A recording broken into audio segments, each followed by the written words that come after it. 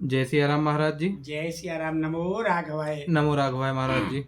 और महाराज जी कैसे हैं आप? जी सब कुशल मंगल है। महाराज जी, हमने पिछली बार आपसे गुरु महादशा के बारे में पूछा था। जी जी जी आज हम मंगल महादशा के बारे में जानना चाहते हैं। आप हमें मंगल महादशा के बारे में बताइए जी और इसका जीवन पर क्या प्रभाव पड़ता है, ये हमें समझाइए। जी जी जी जी जी सदगुरुदेव भगवान की कृपा। मंगल महादशा साहब, मंगल का मतलब होता है साहस, दृढ़ता।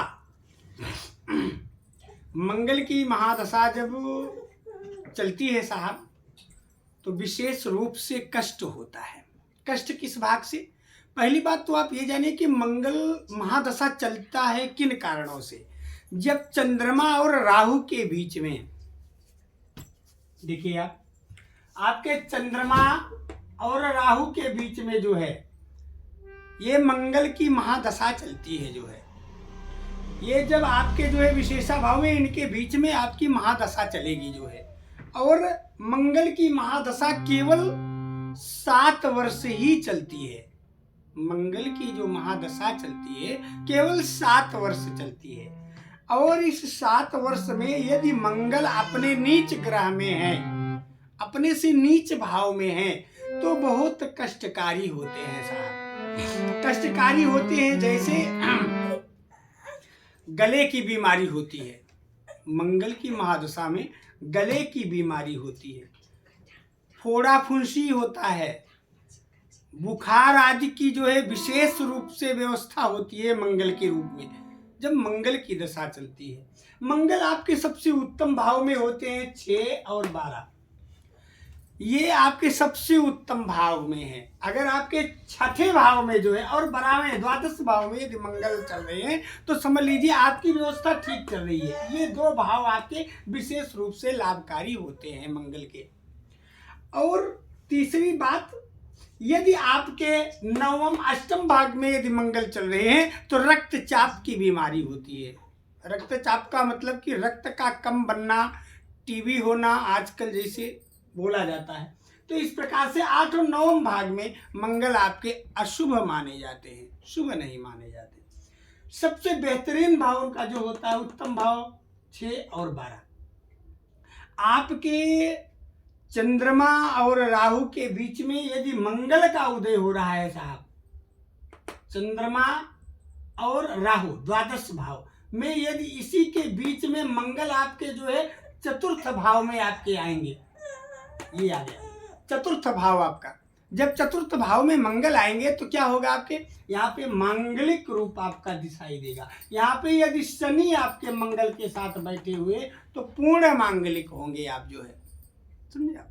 तो इस प्रकार से मंगल का विशेष भाव होता है। अच्छा, इसके शांति के लिए जो है मंगलवार का व्रत करना चाहिए या फिर हनुमान जी की उपासना करनी चाहिए। मंगलवार के दिन हनुमान जी की उपासना करनी चाहिए, सुंदरकांड का पाठ करना चाहिए, या ना हो सके तो हनुमान चालीसा का ही पाठ करना चाहिए। कुछ इस प्रकार से हम करें कि जिससे कि मंगल ग्रह जो है आपके शांत होंगे। नवग्रहों में विशेष रूप से नवग्रहों के सेनापति अर्थात मंगल जी, इसलिए जब आपके विशेष भाव में मंगल दशा है तो समझ लीजिए कि चकाचक है। इन 2 भावों में आपके यदि मंगल चल रहे हैं लग्न चक्र के अनुसार तो आपके शुभ होंगे। इनके साहब ये साहसी होते हैं। जब इनकी दशा अच्छी होती है, दशा का मतलब कि आपके अच्छे स्थान पे बैठे हुए हैं मंगल, तो आपके नौकरी में, काम धंधे में, बिजनेस में विशेष लाभ होगा। मंगल के कारण जो है विशेष लाभ होगा। और जिस समय मंगल की अंतरदशा, ये तो महादशा होगी साहब, बीच में अंतरदशा जब मंगल की चलेगी तो 1, 2, 3 भाग जो है मंगल के विशेष रूप से शुभ होते हैं जो है। इसलिए अंतरदशा में यदि ये गुरु के साथ हैं, चंद्रमा के साथ हैं या सूर्य के साथ हैं, तो इनका एक विशेष प्रभाव भी पड़ता है जीवन में। और साहब मंगल जो है क्रूर ग्रह में आते हैं।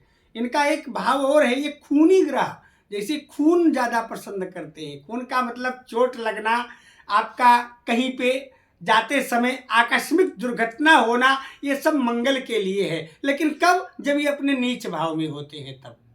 और जब तक ये अपने उच्च भाव में बैठे हुए हैं, अपने राशि इनका विशेष भाव में है, तो समझ लीजिए एकदम परिपक्व रूप में आपको वही है कि अर्थागमो नित्यमरोगिता च प्रिया च भार्या प्रियवादनी च वश्चस्य पुत्रो अर्थकरी च विद्या खर जीवलोकस्य सुखानि राजन। हे राजन, सारे सुखों की अनुभूति दिलाते हैं उस समय ये, जब अपने द्वादश और खष्टम भाव में मंगल होते हैं। तो इसलिए मंगल की महादशा जो होती है साहब, ये चंद्रमा और राहु से मृषित होती है।